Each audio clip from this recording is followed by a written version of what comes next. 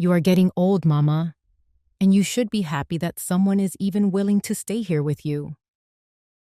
Those sharp words from my daughter-in-law, Jennifer, on Christmas night stung more than the dislocated shoulder I was desperately hiding under this thick wool sweater.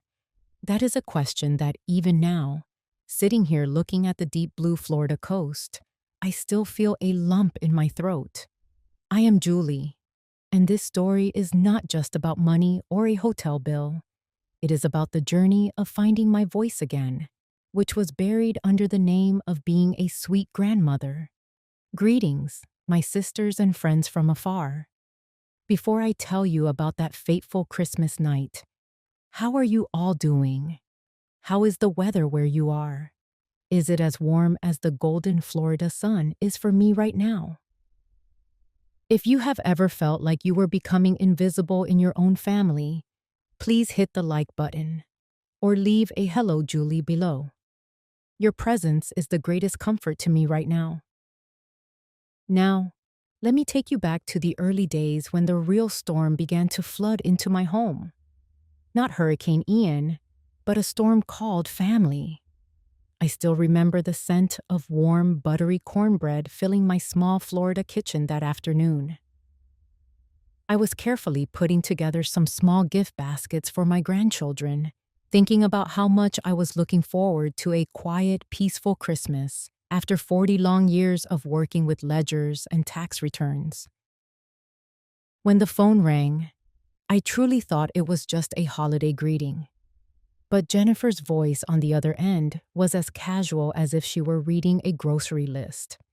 She told me she had decided that her entire side of the family, 19 people in total, would be staying at my house for 8 days. My ears started ringing so loud I could barely hear, and my wooden spoon hit the floor with a sharp crack that echoed through the room. 19 people? In the house where I had finally found some stillness after my husband passed away? I tried to keep my voice steady, telling her that I had not agreed to this and that I really needed my peace. She just cut me off with a coldness that froze my blood, telling me not to be so selfish because I was getting older and having family around was a blessing I should be grateful for. A sharp pain tightened in my chest, forcing me to grip the edge of my marble countertop just to stay upright. This sudden sense of betrayal felt like an electric shock running down my spine, making my hands, which were always so steady at a keyboard, shake uncontrollably. Jennifer did not ask. She gave an order. She looked at the home I bought with every penny of my savings from 4 decades of accounting and saw nothing more than a free hotel. I caught a glimpse of myself in the hallway mirror, a 68-year-old woman with silver hair looking pale and fragile from the shock. She told me to have the beds and food ready because they would be arriving the next evening. And then she hung up before I could say another word. My whole world, built on the idea of a family that loved and respected me, crumbled in an instant. I stood there in my bright, decorated kitchen, but I felt colder than I did the night Hurricane Ian tore through this coast. I did not sleep a wink that night. I just sat in my favorite armchair, running my fingers over a Christmas card I had not finished writing. The silence of the house felt heavy, like the air right before a massive storm hits. Jennifer thought I would just give in, that I would smile and serve them all like a pillar of strength that never gets tired. But she forgot one thing about me. I am an accountant, and I know exactly how to calculate the value of every sacrifice I have ever made. The next morning, when I heard the first car pull into my driveway, I knew my life was entering a chapter that no finance book could have ever prepared me for. I sat alone in the dark of my Florida living room, the moonlight spilling across the floor like a cold reminder of the loneliness I usually kept hidden away. I started leafing through the pages of my memory, going back to the years around 2008, when the Great Recession swept across this country, leaving so many families in ruins. Back then, I worked day and night with those dry payroll sheets and numbers just to hold on to this roof, making sure Alan had a future he could count on.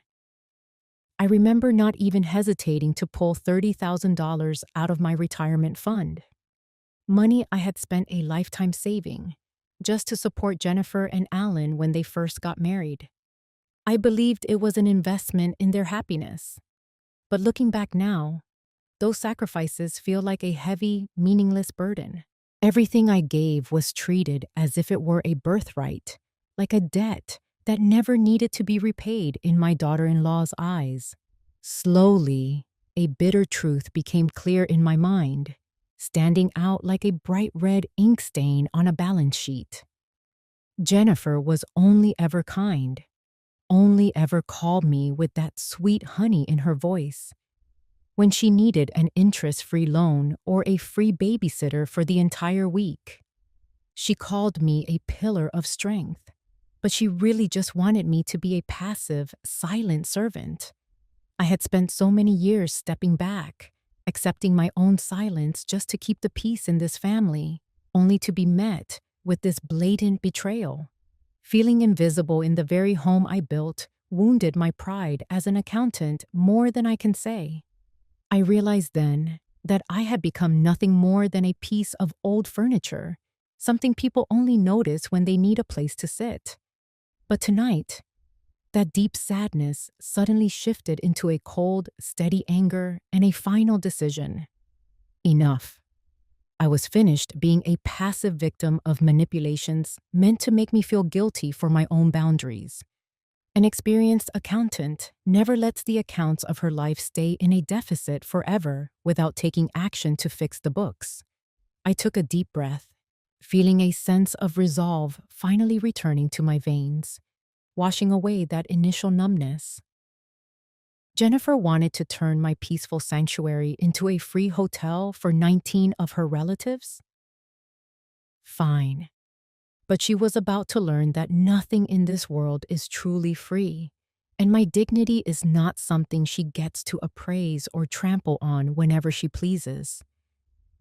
I stood up, walked over to my desk, and opened my familiar black leather ledger.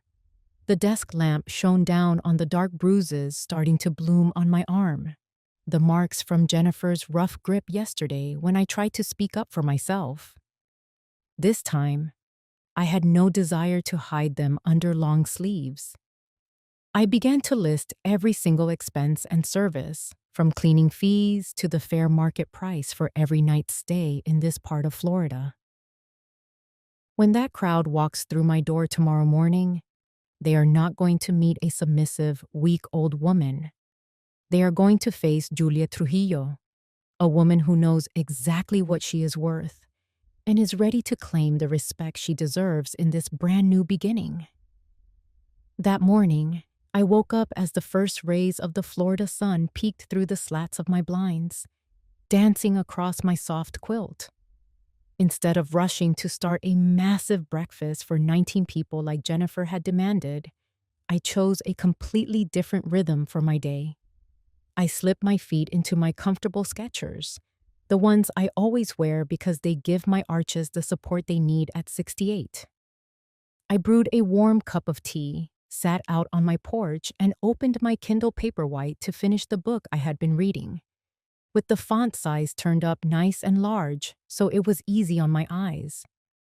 Just being able to breathe the fresh air and listen to the rhythmic sound of the waves, without anyone pushing or wanting something from me, felt wonderful. It was the first bit of true peace I had felt after so many years of weighing myself down with what I thought were my family responsibilities. After enjoying that quiet morning, I decided to pick up the phone and call Sarah, an old friend from church I had unintentionally drifted away from because I was always so busy looking after everyone else. Sarah's voice was as warm as ever, and we talked for a long time about our prayer groups, our faith, and those gentle yoga classes they hold at the community center for seniors. Sarah reminded me that looking after my own mental health and protecting my personal freedom is never a selfish act. Our conversation was like a tonic for my soul. helping me realize that I am not alone in this journey to find my worth again. I promised myself right then that I would start making time for those lunches with my sisters again, places where we can really share our hearts and be heard. Later, I stopped by the local Target and took my time browsing the aisles for a few new outfits made of soft, stretchy fabric that would be easy to wear during my upcoming days of rest. Instead of spending my money on expensive toys or adding to the grandchildren's college funds like I usually do, this time I chose a set of new gardening tools and some beautiful potted flowers to brighten up my balcony. As I checked out, I felt a new kind of energy moving through me. It was not about being wasteful. It was about finally making a right investment in my own happiness. Walking out of that store, I looked up at the clear blue sky and just smiled. This realization has given me a quiet kind of strength. I am ready to face whatever comes next, not with anger, but with the calm dignity of a woman who has found herself again. But that peace was just the quiet before another wave hit. As soon as I got back home, my phone screen lit up with Jennifer's name. I knew that when the free service and the easy benefits are cut off, the people who are used to taking will start demanding. But this time, instead of feeling flustered or afraid, I took a deep breath, set down my bags, and prepared for our first real talk. I was not going to be easygoing Julie anymore. I was Julie Trujillo, the woman who holds the ledger for her own life. My sisters, have you ever treated yourselves to a day where you just disappeared from your family worries to take a walk or buy something just for you? If you have, please tell me about that wonderful feeling, or just leave a comment saying, "I love myself," so we can all encourage each other. The phone started ringing while I was quietly sipping a cup of warm herbal tea, watching the afternoon sun stretch across my Florida sunroom. Seeing Jennifer's name flashing on the screen made my heart skip a beat with a sudden rush of nerves that I hadn't felt in years. I took a deep breath, recalling the morning prayers I had said to keep my spirit steady and my boundaries firm. As soon as I answered, Jennifer's voice came through unusually sweet. It was that specific, syrupy tone she only uses when she is about to ask for a big favor or needs to smooth things over after she has overstepped. She asked how I was doing and mentioned she was sure I was already busy in the kitchen getting everything ready for the big Christmas arrival. I stayed silent for a long beat, clearly feeling the insincerity in every word she spoke.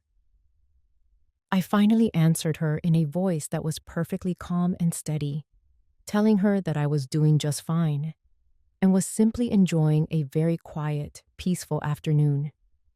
There was a long, awkward silence on the other end, as if she were completely caught off guard by my lack of immediate cooperation. She quickly moved to the heart of the matter, though she still tried to play the role of the exhausted, caring daughter-in-law. She started complaining about how much inflation had skyrocketed over the last few years, making every single grocery trip feel like a major expense, especially with the economic changes we all felt between 2021 and 2023. She told me how much they were struggling with the rising price of goods, and that since they were coming to stay, they thought they would contribute a few $100s toward the food for the entire group. I felt a faint, bitter smile touch my lips, and my hand, which spent 4 decades crunching numbers and balancing complex ledgers, gripped the phone a little tighter. She was seriously planning to pay just a few $100s to feed 19 grown people for 8 full days. That was not a contribution. It was a total disregard for my intelligence and a slap in the face to my professional background as an accountant. I gently cut her off mid-sentence, telling her as politely as I could that those numbers simply did not match the reality of today's costs. I could feel the tension radiating through the phone line, Almost immediately, she switched tactics to her usual method of emotional manipulation, something I have started to recognize as the burden of love that many women in my community are expected to carry without complaint. She asked me if I really wanted to be lonely during the holiday season and reminded me that family should always be the most important thing above all else. She pointed out that I have this spacious coastal home here in Florida and that I already run a successful rental business on the side. So surely I would not be so calculating and cold with my own flesh and blood.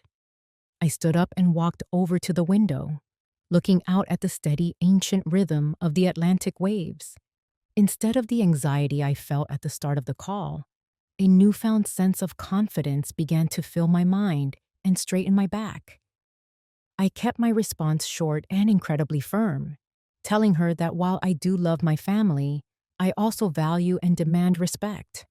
I explained clearly that this house is my primary asset and my only source of independent income. And if she wanted to bring a large group of guests here, we would have to sit down and follow proper business procedures. The silence on her end lasted much longer this time, and when she finally spoke again, Jennifer's voice had risen an octave, trying to trigger a deep sense of guilt within my soul. She told me I had changed, and that I was being incredibly cold and heartless, saying she could not believe I would treat my own family like total strangers. She was trying to weaponize our relationship to break down the walls I was finally building for my own protection. But this time, those arrows simply did not land. I felt a strange, light sense of relief in finally speaking the truth out loud. I did not yell, and I did not use any harsh or bitter words. I simply stood my ground like the professional I have always been. I told her that I was only doing what any person who respects themselves and their hard-earned legacy should do. And if she did not agree with those terms, she and Alan might want to consider booking a hotel for their relatives instead. Before Jennifer could pour out any more accusations or try to make me feel small, I moved to end the conversation with grace and authority. I told her I had an appointment to go for a walk with a close friend and said we would have to speak later, wishing her a pleasant afternoon. I clicked the phone off, set it carefully on the mahogany table, and let out a long, slow breath. The heavy, suffocating pressure of dealing with her manipulation had vanished, replaced by a powerful surge of self-assurance. I had won this first small battle of wits, not through any kind of petty revenge, but through the steady, quiet protection of my own dignity and worth. I looked at my reflection in the hallway mirror and saw a version of Julia Trujillo that looked strong, capable, and ready for the much harder challenges that I knew were already heading my way. That phone call was only the opening shot of a much more direct and painful confrontation. I knew Jennifer would not just stop there. She was far too used to getting exactly what she wanted by talking over people and ignoring their needs. And sure enough, only a few hours later, the loud sound of heavy car engines and shouting voices in my driveway signaled that the group of 19 had arrived much earlier than they were supposed to. The front door swung wide open with a bang, and Jennifer walked right into my home using the private key I had not yet had the chance to take back from her. Her face was twisted with a level of anger I had never seen before, and her eyes were scanning the room like she owned the place. The storm had officially made landfall right in the middle of my living room, and this time, the confrontation was going to be about a lot more than just a few $100s or a polite phone call. The metallic scrape of a key in the lock sent a sharp jolt of fear straight to my heart. Before I could even draw a breath to speak, Jennifer pushed the front door wide open and marched in like she owned every square inch of the place, followed by a loud, chaotic stream of people and a mountain of luggage. 19 people spilled into my quiet living room, bringing with them the heavy scent of sweat. the piercing screams of tired children, and a level of disorder I never could have imagined. Jennifer did not even look me in the eye. She just started pointing and barking out orders, dividing up sleeping spaces as if I were a ghost standing in my own hallway. This invasion of my sanctuary made the air feel thin, and a dull ache started to throb in my chest as I watched my peace vanish. I stood there among these strangers she called relatives, feeling smaller and more invisible in my own home than I ever had in my 68 years of life. The noise was overwhelming, a cacophony of voices demanding things I was not prepared to give. And for a moment, I felt completely paralyzed by the sheer volume of their presence. Jennifer walked straight into my kitchen without a word, flung open the refrigerator door, and immediately began complaining about the lack of groceries. She turned to me and demanded to know why the fridge was empty when I knew they were coming, telling me I needed to start preparing dinner for 19 people right away because everyone was exhausted and hungry. She spoke to me like I was a hired servant, completely ignoring the boundaries I had tried so hard to set over the phone just hours before. I took a deep, shaky breath, trying to keep my voice from trembling as I told her that I had already made my position clear. I told her I was neither able nor obligated to serve 19 people without any prior agreement or preparation. Every eye in that kitchen turned toward me, filled with judgment and heavy demands, making the small space feel stifling and dangerously hot. The entitlement in her voice was like a physical weight, pressing down on me until I felt I might buckle under the pressure of their expectations. When I stood my ground and refused to spend the next 8 days tied to a hot stove, Jennifer finally lost control. She screamed that I was being incredibly selfish, accusing me of hoarding my savings and this house while begrudging her children and family a little food. In a blind flash of rage, she lunged forward and struck me hard across the shoulder. The sudden blow sent me stumbling back until I hit the hard, cold edge of the marble countertop. The physical pain was sharp and immediate, but the ache inside my soul was far worse. I looked into the eyes of the daughter-in-law I had once loved and saw nothing but aggression and entitlement. As a dark bruise began to bloom on my arm, I realized my sense of safety had been shattered into 1,000 pieces. To her, I was no longer a mother. I was just a hurdle in the way of what she wanted. She stood there over me, her chest heaving, looking at me with a coldness that made it clear I was nothing more than an obstacle to be cleared. 40 years of keeping my mouth shut and working through the pain finally reached its breaking point. I looked Jennifer directly in the eye, and my voice came out as cold and precise as an audit report on a failing business. I told her that I was finished with her games, and that I knew exactly how to calculate the cost of everything I had given up. I reminded her right there in front of everyone that I had pulled $30,000 out of my own retirement fund just to pay off their debts, and that I had funded vacations they never even thanked me for.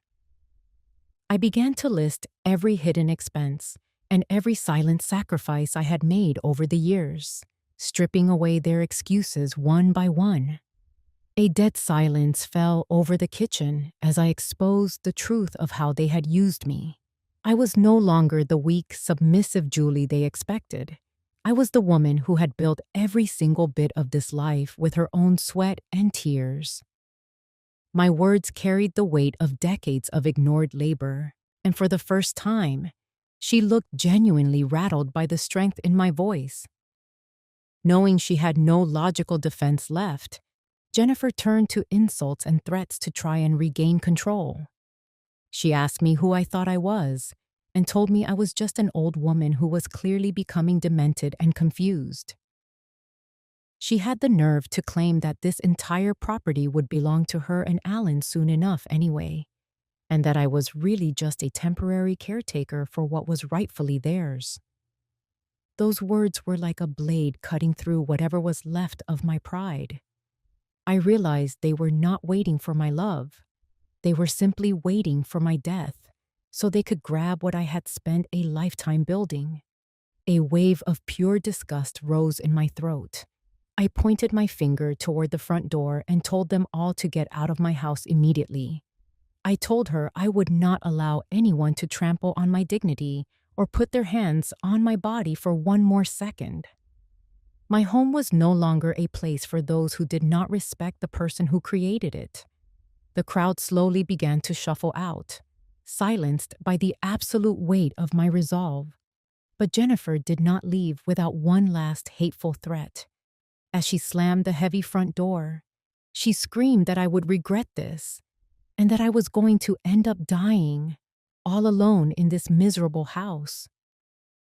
When the sound of the last car engine faded away, I finally collapsed onto the living room floor.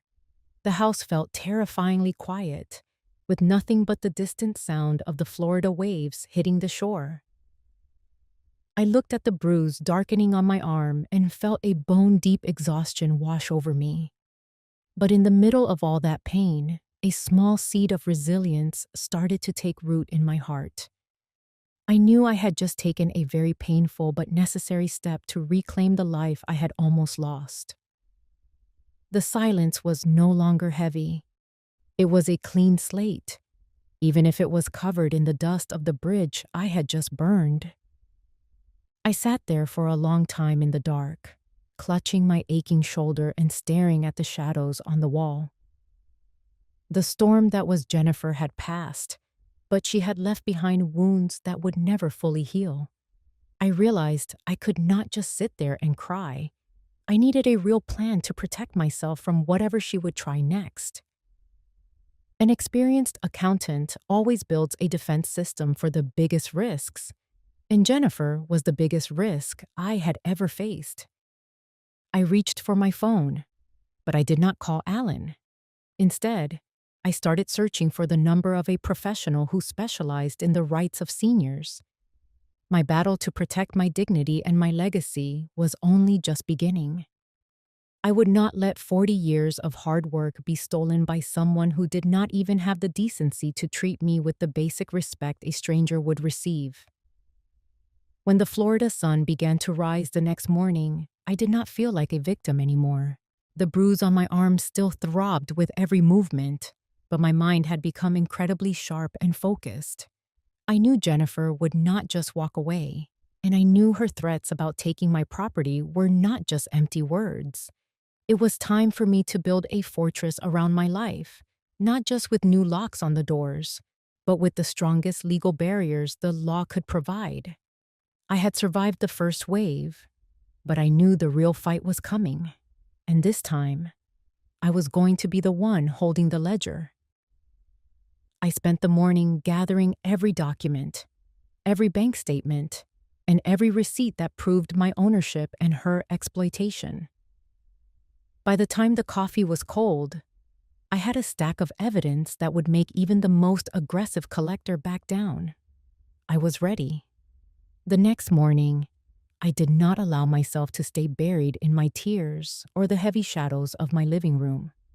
The bruise on my arm was still there, a deep purple mark that throbbed with every small movement. But my mind had become incredibly clear and sharp. With the focused mindset of someone who had spent 40 years working as an accountant, I understood that my emotions could not protect me, but legal barriers certainly could. The very first thing I did was contact a professional lawyer here in Florida who specializes in protecting the rights of seniors like myself. We had a long, detailed conversation about establishing a shield around the legacy that my late husband and I had spent our entire lives building together. I was not doing this to be vindictive or to seek revenge. I was doing it to ensure that from this moment on, no one would ever have the right to use the name of family as an excuse to violate my home or my hard-earned assets ever again. After meeting with the lawyer, I moved immediately to secure the physical safety of my home. I hired a local locksmith to come out and change every single lock on my doors and windows. Holding that new set of keys in my hand, knowing that Jennifer could no longer use her old key to barge into my life, brought me a wave of relief that I can hardly describe. Next, I had a Ring security system installed around the house, giving me a live feed that I could monitor right from my phone whenever I felt uneasy. Every one of these decisive actions made me feel like I was reclaiming control of my own story, piece by piece. This house was no longer an open door for people who had no respect for me. It had returned to being the peaceful sanctuary of Julia Trujillo. The next layer of defense I built was centered entirely on my finances, where I feel most at home. I spent the afternoon at the bank, opening a brand new account and moving all of my accumulated savings into it. I made sure that no one else could interfere or use any old power of attorney documents to take advantage of me. I also carefully revoked any legal papers that might have put me at risk in the future. In the world of finance, transparency and firm boundaries are the only things that keep you safe, and I decided to apply those exact rules to my personal life. Understanding my financial situation clearly helped wash away that deep-seated fear of being forced into an unwanted dependency on my children, a worry that has weighed on me for a long time. Given the rising costs and changes in Medicare and living expenses in 2025, I knew I had to be more vigilant than ever with every dollar I owned. Finally, I decided it was time to build a digital barrier between myself and the chaos Jennifer brought. I went through my phone and blocked every point of contact from Jennifer and the relatives who had caused so much trouble in my home. I was finished with listening to the manipulations and the threats that had been keeping me awake at night. For me, this silence was not meant to be a punishment for them. It was a precious gift I was giving to my own peace of mind. I deleted the old messages filled with their demands, keeping only the evidence my lawyer specifically asked me to save. When I finally hit that block button, I felt a massive, invisible weight lift off my shoulders. I was no longer a passive victim waiting for the next emotional storm to hit. I had proactively closed the door to protect my own tranquility. I sat back out on my porch as the Florida sun began to set, casting long, golden shadows across the sand. The bruise on my arm was still sore, but the fear that had paralyzed me just days ago had been replaced by a powerful sense of focus. Every step I had taken was methodical and logical, just like the way I had managed thousands of ledgers over the years. I understood that this journey to find my safety again would be long, but with this solid defense system in place, I felt I had the strength to handle whatever came my way. Security is not something that other people just give to you. It is something I had to build back for myself with my own two hands.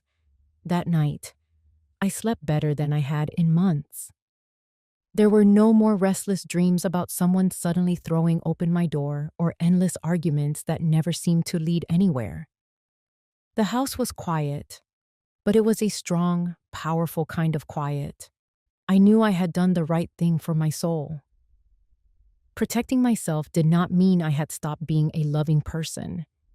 It meant I loved myself enough to stop allowing anyone to hurt my body or my dignity. All the numbers were back in their proper places. The locks had been changed, and my spirit was finally starting to heal inside the fortress I had built for myself. I looked at my reflection in the mirror before bed and smiled at the resilient woman looking back at me. Julia Trujillo was no longer an easy target for anyone's bullying or greed. Every bit of preparation, from the new cameras to the protected bank accounts, was a firm statement of my independence. I was ready for a new chapter where I would no longer have to fight these battles alone in the dark. Just as I was finishing my final security check, There was a soft, gentle knock at my front door. It was not the violent pounding Jennifer always used, but a hesitant and sincere sound. I checked my new security camera and saw Mary, the kind neighbor who has lived next to me for years. It seemed the noise from the other night had not escaped her notice. I opened the door, and for the first time in so many days, I felt a different kind of warmth reaching out to me. A true ally had appeared right when I least expected it. The gentle knock from Mrs. Mary, my neighbor who has lived next door to me here in Florida for years, brought with it the familiar and comforting aroma of hot, spicy gumbo soup. Mary did not come in asking 100 questions. She simply looked into my tired eyes and set that steaming bowl down on the table. She told me she had heard the commotion the day before and reached out with her wrinkled but warm hands to hold mine. Her presence felt like a cool, refreshing breeze blowing through my parched soul. I have lived in this neighborhood for a long time, but this was the first time I truly felt the deep power of having a community that actually looks out for one of its own. Mary shared with me that she had also gone through difficult times when she had to set firm boundaries with her own children, which made me realize that what I was doing was not being cruel, but was an act of necessary self-respect. For the first time in so many days of holding everything inside, I finally opened my heart and shared the entire story with Mary. I stopped trying to hide the dark bruise on my arm or the deep ache of betrayal I felt in my chest. As I spoke the words out loud, it felt as if a massive, suffocating stone was finally being lifted off my heart. Mary listened with a level of patience and understanding that only another mother could offer, nodding her head in silent empathy as I walked her through the nightmare.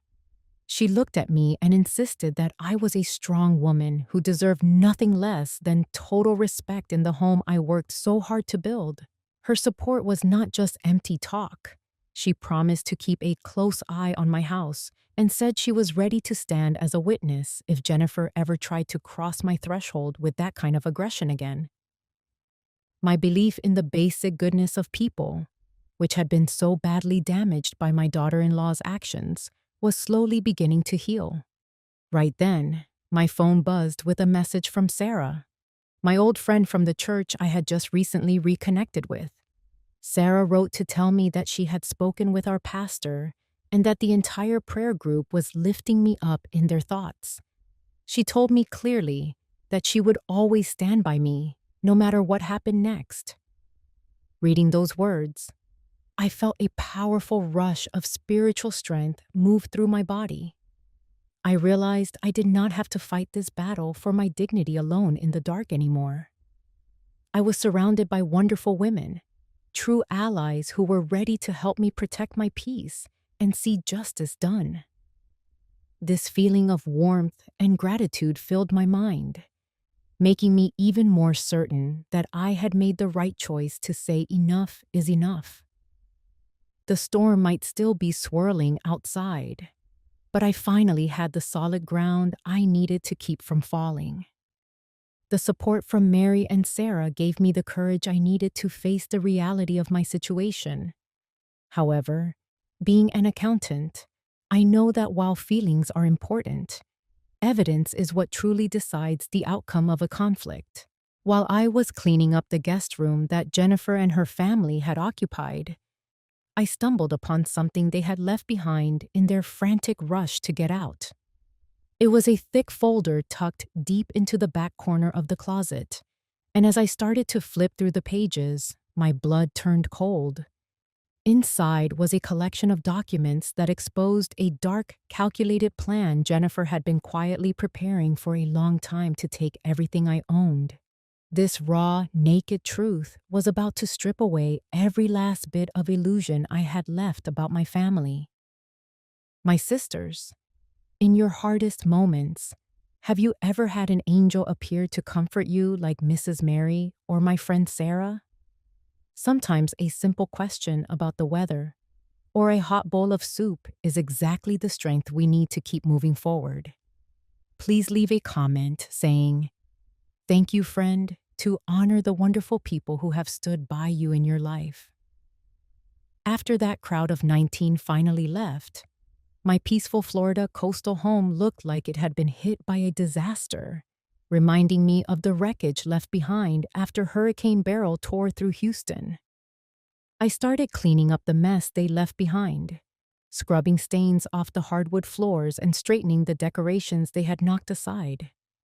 While I was tidying the living room, I spotted an iPad wedged deep under the frame of my favorite Lazy Boy recliner. Jennifer must have dropped it in her frantic rush to leave after our confrontation.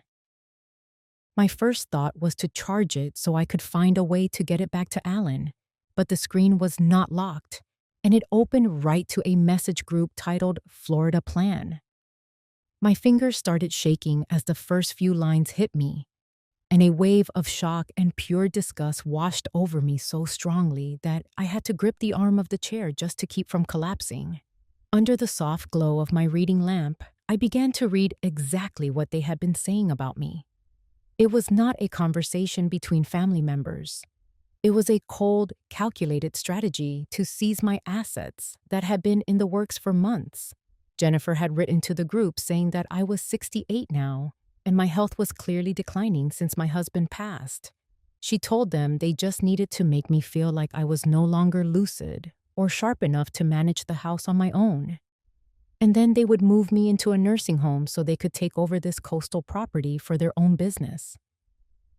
Every word felt like a jagged blade twisting in my heart. They had not just been using my kindness for a free vacation.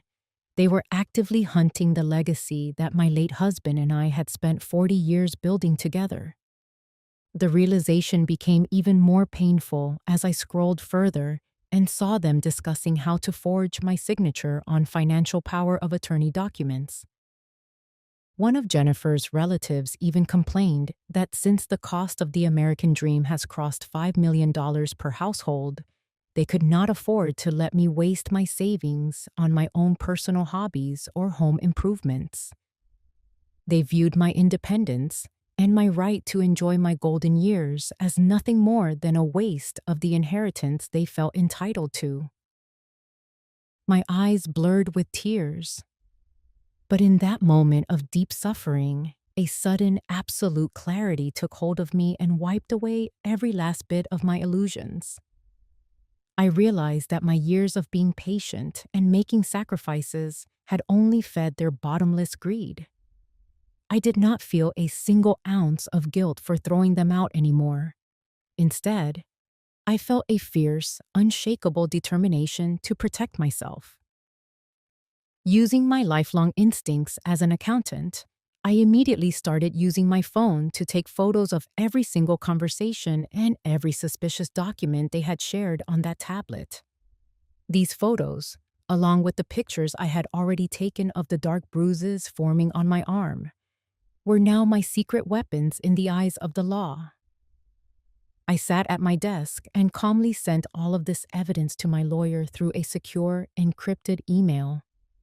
That initial feeling of disgust was replaced by a sharp, strategic focus. I understood that I was no longer just fighting for a house. I was fighting for the truth and the basic fairness of my own life. When I finally clicked that send button, I felt a strange and wonderful sense of relief, as if the worst of the storm had finally passed and the Florida sky was starting to clear. I set the tablet down on the table and felt a profound, quiet stillness settle over me. The betrayal was now lying there in the open, stripped of all its lies, and I knew there was no going back and no more room for easy forgiveness. I looked out the window at the Atlantic waves hitting the Florida shore with the same steady rhythm they have had for centuries. Tonight, I knew I would finally sleep deeply because the truth was firmly on my side. Every one of Jennifer's dark plans was now in my hands, and the hands of the law. I was no longer a victim being manipulated by fake displays of affection. I was the one holding the keys to my own freedom and dignity. After sending off that evidence, I felt exhausted but completely firm in my resolve. My mind did not want to think about dry numbers or dirty schemes for another minute. I needed to find my spiritual center to prepare for the hard road ahead. I pulled on my softest wool sweater and started walking toward the beach, toward the spot where my husband and I used to sit every evening to watch the sunset. I needed to have a heart-to-heart talk with him in my spirit, to draw strength from our roots and the lessons he left behind. That connection would be the anchor I needed to stay steady before the final battle in that courtroom. I pulled on his old, oversized wool sweater and walked slowly out to the Florida beach as the night completely took hold of the shore. The heavy weight of the recent confrontations and the sting of Jennifer's betrayal made my legs feel like lead. I sat down on the cool sand where we once watched our son Alan grow up, letting my mind drift back to the harder days that were filled with so much pride. I thought back to the years after the Great Recession hit in 2008, when both of us had to work ourselves to the bone just to keep this roof over our heads. He used to grip my hand tight and tell me that this house was much more than just bricks and mortar. It was a legacy of resilience we were leaving for the ones who came after us. The sea breeze blew hard, carrying the salt of the ocean, and it felt like it was gently nursing the wounds that had just been torn open in my heart. In that deep stillness, I began a quiet conversation with him in my spirit. I asked him if I was being too harsh by making out that invoice and throwing our daughter-in-law out of our home. Then I heard his deep, warm voice echoing in the back of my mind, reminding me of the values we always held sacred: integrity, self-respect, and the right to live in peace. He never once taught me that I had to endure being mistreated or manipulated just to keep up the appearance of a happy family.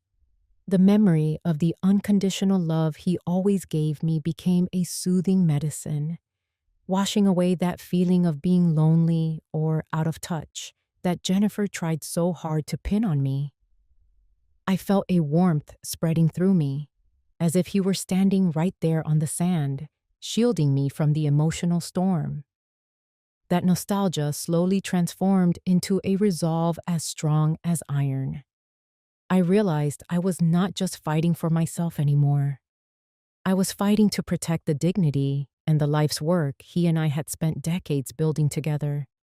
I looked up at the bright stars over the Florida coast and promised him that I would not let any dirty schemes or greedy plans violate this sanctuary.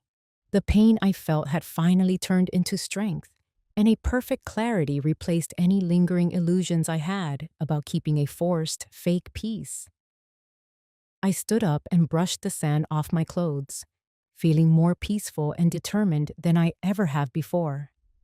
I was finally ready to go back inside and face the truth, prepared for the final battle to claim what I am worth. I walked back into the house with a light heart, but a mind full of sharp, logical plans. However, Jennifer was not the type to let go of the target she had worked so hard to trap. The next morning, instead of receiving an apology, I was met with a sudden and cruel visit. There was a sharp, dry knock at my door, and when I opened it, I found a government official with a very serious face standing there. Jennifer had decided to escalate her attack by striking at the one thing I value most: my sanity and my mental health. A difficult new chapter was beginning, and I was going to have to prove that I was completely lucid and sharp in the face of the dirtiest tactics they could possibly imagine. That morning in Florida arrived with a heavy, stifling heat that seemed to press down on everything, a silent warning of the storm brewing just outside my door. The doorbell did not have the gentle, familiar rhythm of Mrs. Mary's visit. It was a loud, demanding ring that carried the weight of authority. When I opened the door, I was met by a stern-looking woman in a sharp professional suit who introduced herself as an investigator from Adult Protective Services. She looked me up and down and told me they had received an urgent report claiming I was experiencing a severe mental health crisis and was no longer capable of managing my own physical well-being or my personal finances. My heart squeezed tight in my chest, and a cold shiver of violation ran straight down my spine. Jennifer had truly crossed a line she could never uncross. She was not just coming for my money anymore. She was trying to strip away my very right to exist as an independent woman by using the most poisonous lies imaginable. I invited the investigator into my living room, doing my absolute best to keep my hands from shaking as I poured us both a cup of tea. She began to scan every corner of my home with a searching, skeptical gaze, as if she were looking for piles of trash or signs that I had forgotten how to look after myself. She started asking me questions about recent events, specifically why I was supposedly obsessing over money and sending strange, calculated invoices to my own family members. I realized then that Jennifer had carefully woven a story of a confused, delusional old woman who had become paranoid and isolated. A wave of helplessness tried to pull me under, followed by a slow, simmering fire of indignation. They really thought that because I was 68 years old, and because I was an older Black woman living on my own, they had the right to judge my sanity based on the lies of someone with a hidden agenda. But they forgot one very important thing. I am a retired accountant with 40 years of experience in organizing the truth. I asked the investigator to excuse me for just a moment, and I returned with a neatly organized file folder that my lawyer and I had prepared with the utmost care. I began to walk her through a perfectly transparent record of my finances, showing her my utility bills for the electricity and water, which were all paid ahead of time, and my regular Medicare insurance statements. I sat there and showed her my daily schedule for taking my glucosamine and vitamin D supplements, along with an incredibly detailed log of my blood pressure readings that I take every single morning. The sheer logic and order of how I managed my daily life caused the investigator's expression to shift from one of suspicion to one of genuine surprise and newfound respect. To put a final end to the lies, I carefully rolled up the sleeve of my soft wool sweater and showed her the dark, ugly bruises that were still visible on my arm and shoulder. I told her exactly what happened that night in the kitchen when Jennifer struck me, and when her husband Samuel gripped my wrist so hard it left marks. I showed her the time-stamped photos I had taken immediately after it happened, as clear proof of the physical mistreatment I had endured in my own home. I looked her straight in the eye and told her that this was not a case of a woman losing her mind, but a case of a woman standing up to protect her safety and her dignity against people who were using the name of family to cover up their aggression. The raw reality of those physical injuries completely shattered every argument Jennifer had made about me being unstable. Finally, I brought out the secret evidence I had found on the forgotten tablet. I showed the investigator the screenshots of the Florida Plan Group chat, where they had plotted to have me committed to a nursing home just so they could seize this coastal property for their own business ventures. A look of visible disgust crossed the investigator's face as she read the cold, calculated words they had used to describe my life as nothing more than an asset to be managed. Jennifer had even tried to set up a mental evaluation with her own hand-picked doctor. But I told the investigator firmly that I refused to see anyone she chose and would only agree to an independent evaluation from a reputable medical board I trusted. I was no longer a victim being backed into a corner. I was the one shining a light on their schemes. When the interview was over, the social worker stood up and gave me a small, respectful nod of apology for the intrusion. She assured me that she would be filing an official report confirming that I was completely lucid and sharp, and she noted that they would be looking into the clear signs of senior mistreatment from Jennifer's side of the family. A massive sense of relief washed over me, clearing away the suffocating pressure that had been building for days. I had won this difficult battle of the mind not through any kind of force, but through the strength of my own character and a self-respect that could not be broken. I walked her to the door and felt that, even though the Florida sun was still hot, the world looked much brighter and warmer than it had that morning. I knew then that, after surviving this, there was nothing they could say or do that would ever make me double-guess myself again. I sat back down in my quiet living room and whispered a prayer of thanks for the clarity and courage I had been given. Jennifer thought that my age was a weakness she could exploit, but I had proven to her and to the state of Florida that my years were actually a source of deep experience and resilience. All of their dark plans had been exposed to the light of the truth. The legal road ahead was likely going to be long and difficult, but I was finally ready for it. I was no longer afraid of their slander or their invasions because I knew exactly who I was, and I knew exactly what I was fighting for. The social worker's report was the official validation I needed to move into the next phase of this journey. However, the story did not end there. Once Jennifer realized that her plan to attack my mental health had failed, she made one last desperate move. Within a few days, I was served with formal legal papers as she officially filed a lawsuit to contest the ownership of my home. The cold white envelopes containing the court summons were delivered right to my porch. We were standing at the very edge of justice now, a place where every bit of evidence, every scar, and every sacrifice would finally be brought out into the open for a judge to decide the final outcome of my life's legacy.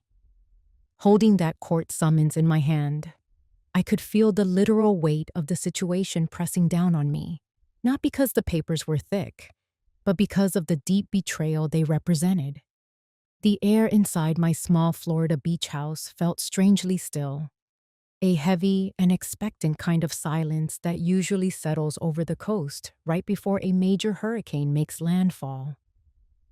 I sat down in my favorite armchair, taking a long, deep breath to try and quiet the anxiety that was starting to flutter in my chest like a trapped bird.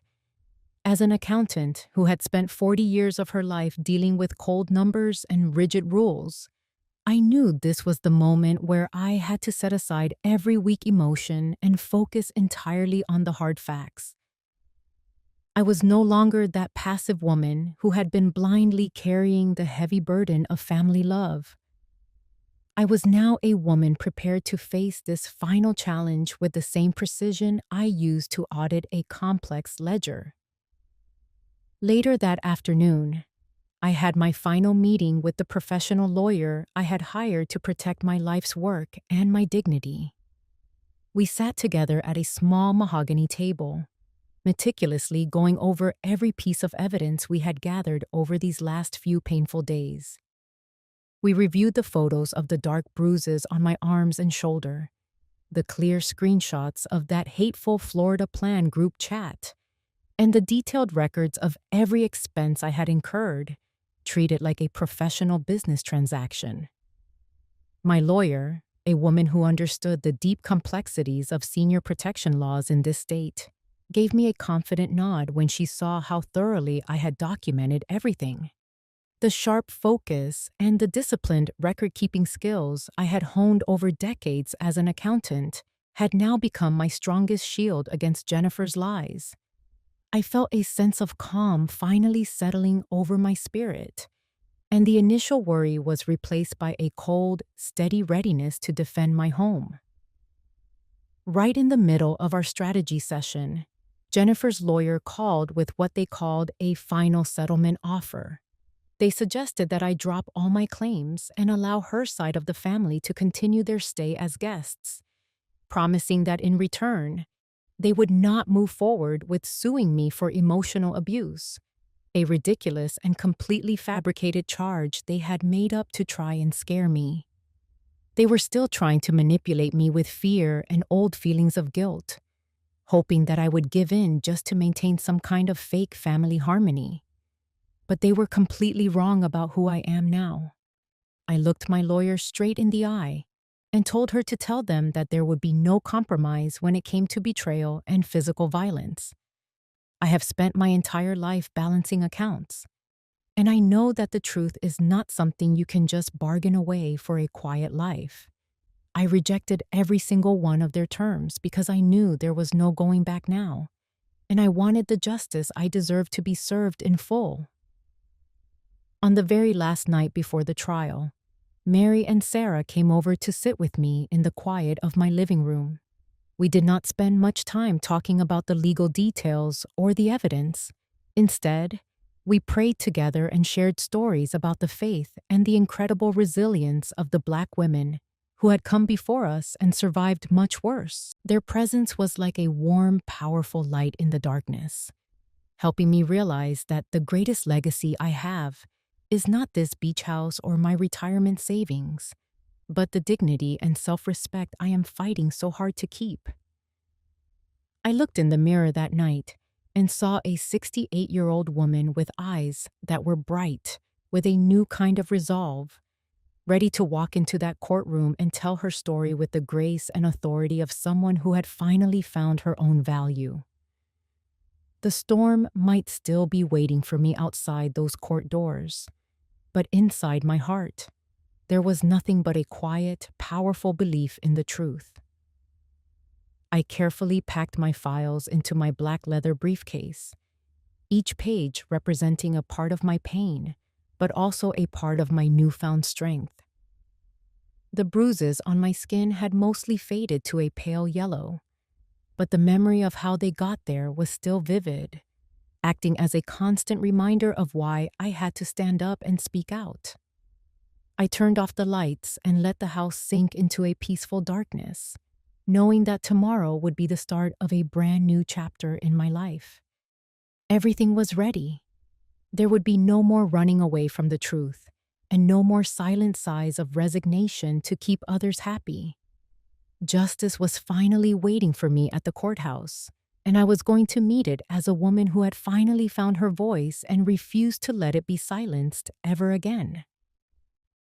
As the first rays of the new day began to shine through my windows, casting long golden lines across the floor, I put on my best professional suit and felt a steady pulse of confidence in every step I took. This trial was not just a legal procedure to me. It was the place where I would finally look Jennifer in the eye and face all the lies and manipulations they had built up to try and tear me down. It was time to bring everything out of the shadows and into the bright light of the courtroom, where a final judgment would put an end to these long, dark days and open up a future filled with the freedom and serenity I had worked my whole life to achieve. I stepped out onto my porch, locked the door behind me, and drove toward the city with a heart that was finally at peace with the battle ahead. Walking into that Florida courtroom, I could feel the biting chill from the polished wooden benches and the heavy, formal air that seemed to press down on everyone inside. My heart was thumping against my ribs like a trapped bird, and my hands, which were so used to turning the thin pages of accounting ledgers, were now white-knuckled as I gripped the folder containing my life's truth. Jennifer was sitting directly across from me, and it was clear she had spent a long time in front of the mirror trying to look as haggard and stressed as possible. She was playing the part of the devoted, exhausted daughter-in-law who was just so deeply concerned about her poor, confused mother-in-law. But I noticed how she refused to meet my eyes even once, and that tiny flicker of avoidance told me everything I needed to know about the fear she was hiding. I took a slow, deep breath, holding on to the memory of the prayers I had said with Mary and Sarah just the night before.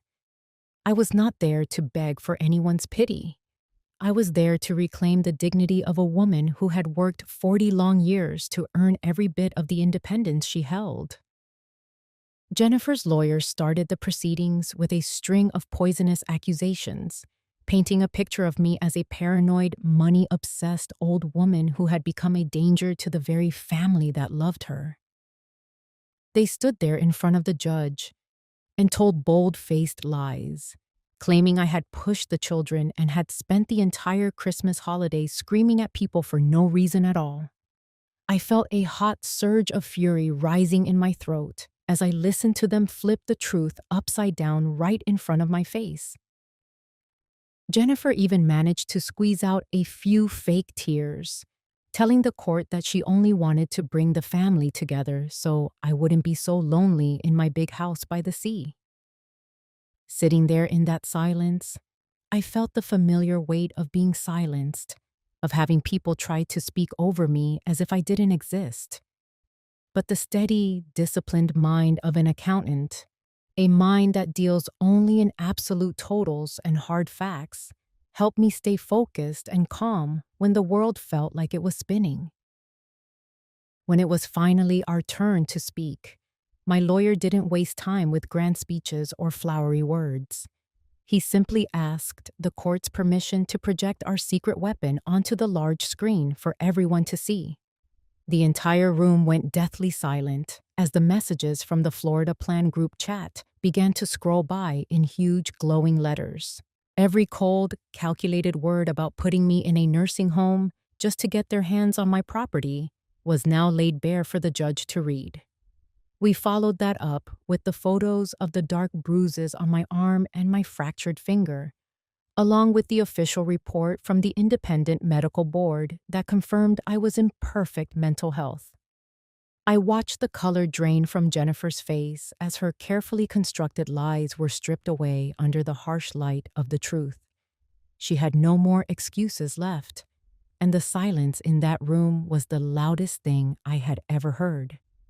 The most important moment of my life came when I stood up to tell my own story. I didn't let myself cry. I spoke with the steady, precise voice of a woman who had spent a lifetime making sure the books always balanced.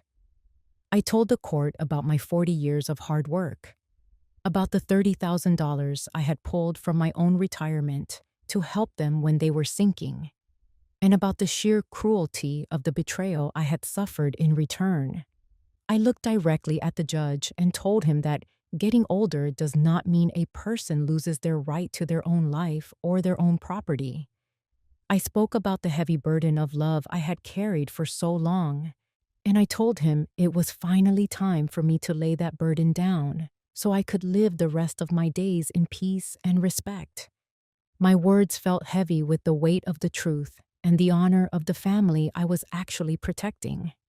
The sound of the judge's gavel hitting the bench was a sharp, final crack that signaled the end of my long, dark nightmare. The judgment was absolute. Every single one of Jennifer's claims was dismissed with prejudice. The court ordered them to pay back every cent of the damages they had caused and provided me with a formal order of protection for my physical safety. The judge even took a moment to give Jennifer and Samuel a stern, public reprimand for their treatment of an elder, calling their actions a disgrace to the very idea of family. I heard a soft, synchronized sigh of relief from Mary and Sarah sitting in the gallery behind me. That initial feeling of satisfaction quickly turned into a massive, overwhelming wave of relief that made me feel like I could finally float. Justice had been done, and my home was finally, truly safe again. Walking out of that courthouse, I felt as light as if I were walking on the Florida clouds themselves. The sun was shining through the glass lobby, looking as bright and golden as a personal blessing for the strength I had shown. Jennifer tried to step toward me as if she wanted to say something, but I simply walked right past her without a single word or a backward glance. That toxic tie was finally, permanently broken. I threw my arms around Mary and Sarah, the sisters who had stood in the gap for me when I was at my weakest. We didn't need any clever schemes or revenge. We just needed the truth and our own self-respect. I knew from that very second that my life truly belonged to me again, and no one would ever take it from me ever again. I sat in my car for a moment and looked back at the courthouse with a deep sense of gratitude. This long, exhausting legal battle was finally over, and it had left me with a priceless lesson about what I am actually worth. I hadn't fought just to punish them. I had fought to protect the light in my own soul. Now, I just wanted to get back to my house, brew a fresh pot of tea, and listen to the sound of the Florida waves washing away the last of the dust from this fight. Everything had ended exactly the way it was supposed to, and I was finally going home to a peace that was entirely my own. A few months after the gavel fell and the dust finally settled, I made the decision to sell my old beach house in Florida. As beautiful as the view was, the walls had started to feel heavy with the cold echoes of those lies and the lingering shadows of the emotional storms I had endured. I moved into a smaller, sun-drenched apartment in a quiet community, just a short walk from my church and much closer to the sisters who truly stood by me, Mary and Sarah. Now, every morning, I wake up without a single worry about serving anyone's needs but my own soul. I spend my time tending to the vibrant hibiscus and geraniums on my balcony, getting lost in a good book on my Kindle, and taking long, peaceful walks along the shore in my comfortable Skechers. I even finally booked that cruise to Alaska I had dreamed about for years, the one I kept putting off because I thought my family responsibilities had to come first. It turns out, the only responsibility I really have is to my own happiness. To my dear sisters listening, especially those of you who have always put everyone else's needs above your own, I want to tell you that the burden of love shouldn't be a cage that ensnares your freedom. Don't let anyone take away your voice or your safety just because of the word family. Our value doesn't lie in the amount of money we give away or the number of times we please others. It lies in knowing how to love and protect ourselves. It's never too late to reclaim justice and peace. I am Julia Trujillo, and at 68, I realize I'm not just an accountant or a grandmother. I am a free, complete woman, fully deserving of the best. Thank you for sharing this time with me. It means so much to have you here. If this story touched your heart, please subscribe and share it with a sister who needs to hear it. We are never alone when we stand together. Stay strong, keep your light shining, and stay blessed until next time.